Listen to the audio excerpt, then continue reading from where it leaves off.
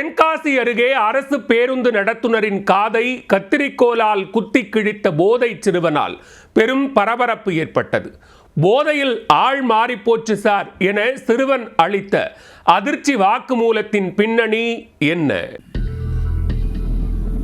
தென்காசி மாவட்டம் துலுக்கப்பட்டி கிராமத்தைச் சேர்ந்தவர் அந்த 17 வயது சிறுவர். வெளியூரில் வேலை செய்து வரும் இவர் சம்பவத்தன்று தென்காசிக்கு சென்று ரயில் மூலம் தான் வேலை செய்யும் பகுதிக்கு செல்ல முயன்றுள்ளார். ஆனால் தாமதமாக சென்றதால் ரயிலை தவறவிட்டதாக கூறப்படுகிறது. சின்னதாக விரக்தி அடைந்தாலும் கழுத்து வரை குடிக்கும் பழக்கம் கொண்ட அவர் ஊருக்கு செல்ல வைத்திருந்த பணத்தை கொண்டு மூக்கு முட்ட மது அருந்தி இருக்கிறார்.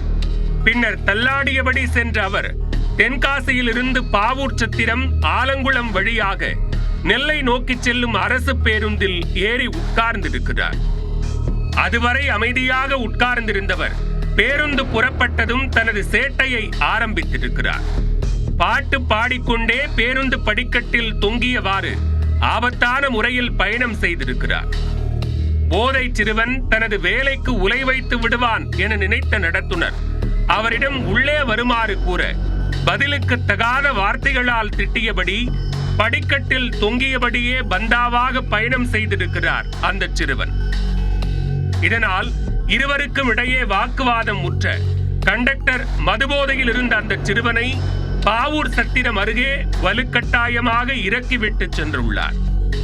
கோபம் தலைக்கேறிய மதுபோதை சிறுவன் தன்னை நடுவழியில் இறக்கிவிட்டு சென்ற அரசு பேருந்தின் கண்டக்டர் மீண்டும் இதே வழியாகத்தானே செல்ல வேண்டும் என கருதி பாவூர் சத்திரம் பேருந்து நிலையத்திலேயே காத்து நின்றதாக கூறப்படுகிறது.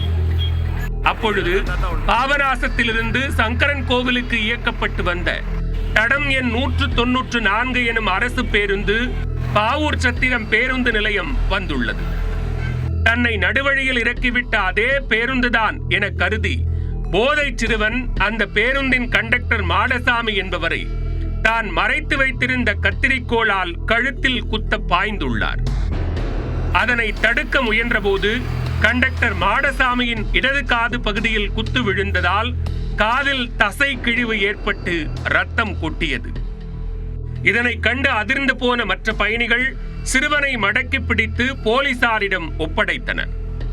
போலீசார் விசாரணை நடத்திய போது சற்று போதை தணிந்திருந்த அந்த சிறுவன் தன்னை நடுவழியில் இறக்கிவிட்டு சென்ற அரசு பேருந்து நடத்துனர் என நினைத்து குத்திவிட்டதாக வாக்குமூலம் அளித்திருக்கிறார். அவனை கைது செய்த போலீசார் வழக்கு பதிவு செய்து நெல்லையில் உள்ள சிறுவர் சீர்திருத்த பள்ளிக்கு அனுப்பி வைத்தனர். போதை சிறுவனின் அட்டகாசத்தால் அப்பகுதியில் பணியாற்றி வந்த பேருந்து ஓட்டுநர் மற்றும் நடத்துனர்கள் மத்தியில் பெரும் பீதி ஏற்பட்டது.